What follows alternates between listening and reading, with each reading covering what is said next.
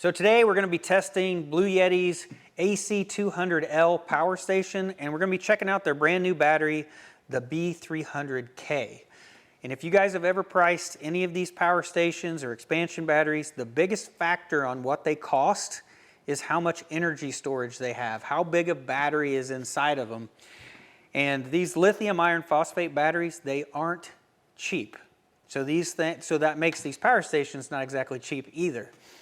So with this new expansion battery, Bluetti has tried to make it improvements on it, but yet get the cost down as well. So they've put upgraded batteries in here, and these are rated for 4,000 cycles. As in this power station, the batteries that are in it, they're only rated for 3,000 cycles. So this actually has better batteries than what they've previously been using. But this is also a bare bones system to try to keep the cost down. It just has a single USB charging port on the front that you could use to charge devices without even having the power station hooked up to it. But other batteries that Bluetti has made in the past may have more USB charging ports. They may have a 12-volt port, and then some of them have heaters built into the inside to heat the batteries in case of cold weather.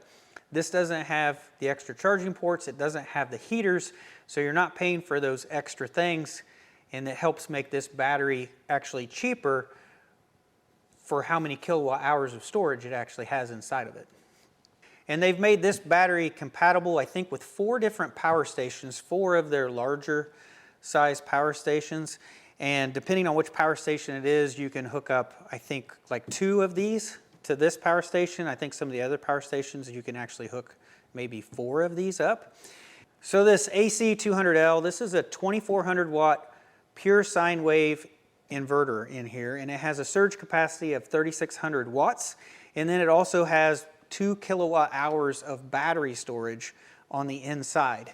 And this expansion battery, it has around 2.7 kilowatt hours, so it more than doubles the capacity of this power station when you have these 2 together. So on the front of the power station, all of your outlets got these little rubber flaps that cover them up. So you've got a 12-volt outlet, and then this is a 48-volt outlet. I'd be interested to know what that's used for. If you know, put that in the comments down below. You've got 4 USB outlets, and then you've got your 120-volt outlets. You've got some 20 amps, and then there's a 30-amp outlet as well. So I do like Bluetti's display. It has both your AC and DC inputs and outputs on here. So the top are your solar charging and your AC wall outlet charging.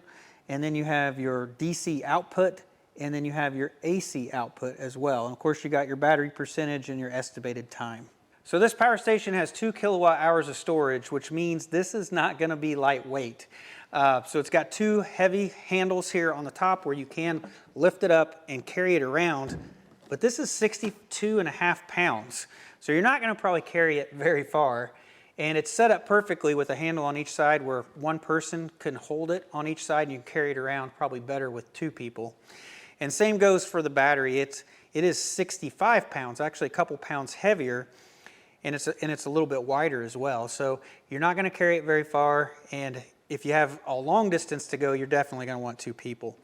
And it also is one of those things that you're probably not going to move around quite a bit. You're probably going to set it up in your house in a central location to be able to power all your devices during a power outage. It's not going to be something you move every hour to a different spot. So you can also recharge this on DC. It can take up to 145 volts, and it can use up to 15 amps of DC power. And that translates to you can use up to 1,200 watts of solar panels to recharge this unit. You can also charge this from a wall outlet, and I charged this from 0% all the way up to 100, and I used turbo mode. I had to change that in the app, and it charged at 1,700 watts. It took about an hour and 35 minutes to fully charge. So I've had these Bluetti products for probably a week now, and I've run them through several tests, and honestly, this power station has outperformed my expectations. I have done some load testing on this, and I have tested loads that I fully expected this to not be able to power up, and surprisingly, it did. And it powered up loads that other power stations that I've tested that are basically the same size and output are not able to do. So this definitely surprised me on how well it performed. So let me go ahead, I'll show you all of the testing that I did on this. So right now we're doing a self-consumption test. It has been powered up for just over 3 hours, and the AC output is on, nothing is plugged in, so it is just using power to keep this on and ready. And it's at 96%, so you can expect about just a little over 1% used up per hour to stay powered up. All right, it is 7:40 p.m. and we are gonna plug in the freezer to the Blue Yeti, and we will see how long it runs. And we have it plugged into an Emporia smart outlet, so this is going to record the energy that the freezer uses. It's 9:55 the next night. It's been 26 hours and 15 minutes, and we're at 2%. Says it has a half hour left, but that's what it said a half hour ago. So I don't know. Wait and see. Well, the Blue Yeti finally powered down at 11:11 p.m. So that was 27 hours and 37 minutes that it ran this freezer. So on the freezer test, I did have the Emporia smart outlet plugged in, and it recorded the amount of power that this output during that time frame. So if we take Thursday, the amount of power that it output, plus Friday, you get a total of 1,614 watt hours. And that's roughly 79% of the battery it was able to output as power over that long time period. And there is a conversion from DC to AC, and that's normally somewhere between 80 and 90%, or you're going to lose basically 10 to 20% normally through the conversion. Plus you have self-consumption power just to help keep this unit powered up. So I think 79% over more than a day, that is really good percent of output power on a power station. I've had other power stations that in a 12-hour period were only able to do 60% of their battery. So this is definitely higher than some of the other power stations that I've tested. So this ran the freezer for a little over 27 and a half hours, but if I would have the expansion battery hooked up at the same time, this would increase this capacity by like 135%. And just by calculating it up, I would expect with the expansion battery, it would probably run the freezer for about 2.5 days. I'm gonna do a microwave test. Turn on the AC. Microwave came on.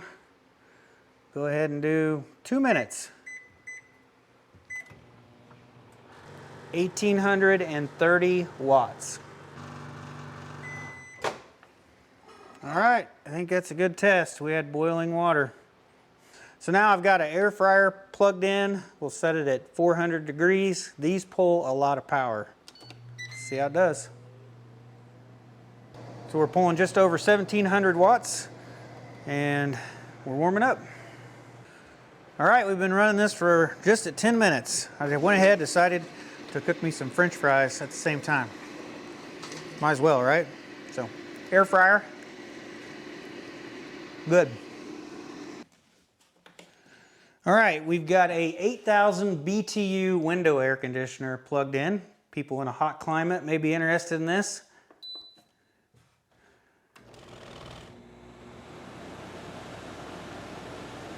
There she goes. We are set at 64 degrees. It's 68 degrees and it is cooling. So it's working. Reciprocating saw.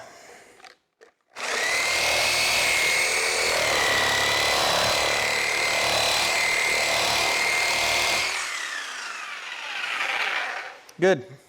We got a 7-inch angle grinder.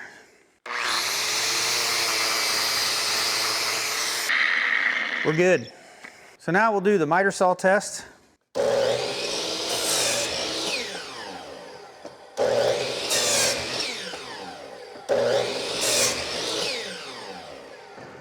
It's good. So the load testing I've showed you so far, I expected this power station to be able to power up just fine, except maybe the window air conditioner. I thought that may be a toss-up.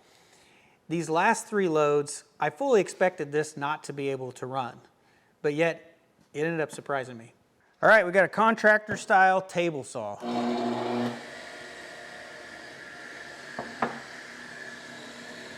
And we tripped out. We're gonna try it again.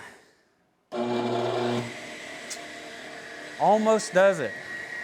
So this is very close to working. It just doesn't get the saw up to full speed by the time it trips out. And this table saw, according to Google, I can't find it on the saw itself. According to Google, this is a 1 horsepower table saw, and it doesn't quite start it up. 1.5 horsepower compressor. It actually started it. I didn't think it was going to start it. That's crazy. So we're sitting at 120 PSI right now, so it's like charged up. And it starts it. Now, I'll be honest with you, I'm impressed with that because I have not got this to consistently start on a power station. 1.5 horsepower compressor. Right now we're sitting at about 135 pounds in the tank, so it's under pressure.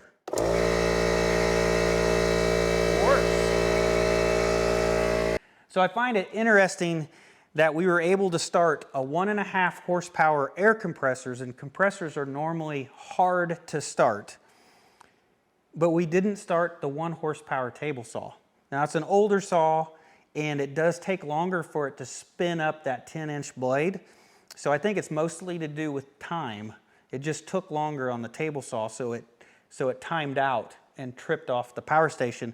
As in the compressor, it was able to get it spinning full speed a lot quicker, and it even started it with 135 pounds already in the tank, and then it got all the way up to 150 pounds and shut itself off like it should. So, I mean, it ran the air compressor perfectly fine. I'm impressed by that.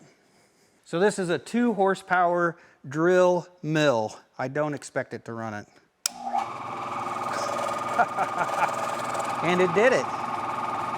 It is bouncing around 2,400, 2,380 watts, right on the max capacity. This time we're actually going to drill something.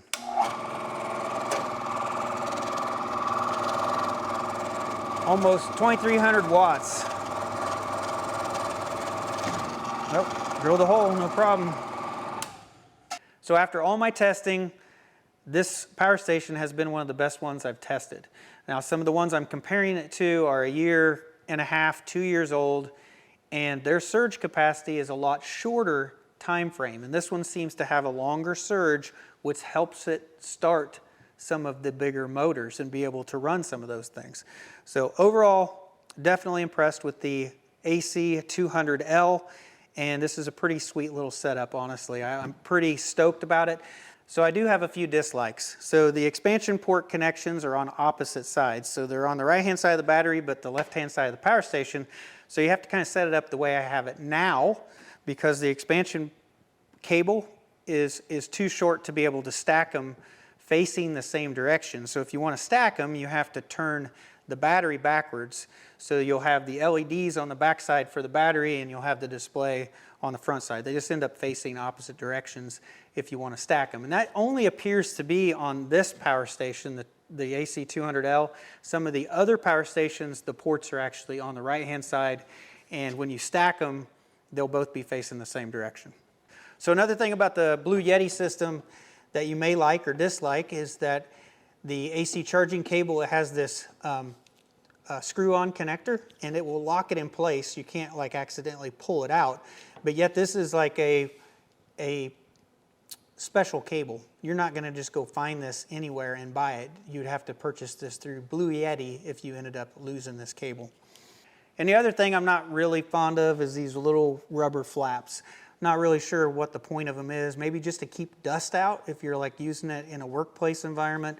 But I mean, these aren't waterproof, power stations. You don't need to be leaving these outside in the rain. I don't understand why you need these flaps. They almost seem like they're unnecessary. So after all my testing, this power station performed very well. I think this is a good, solid power station for somebody to buy. And as far as expansion batteries go, I think if you take the price per kilowatt hour or watt hour of energy storage in here, and you compare that to other expansion batteries, this will probably be a good buy. And I mean, if you don't need to have like the extra charging ports, and if you don't need the heated batteries, this is probably a good choice if you have a power station that it is compatible with. And I think right now it's compatible with at least 4 of the Blue Yeti power stations.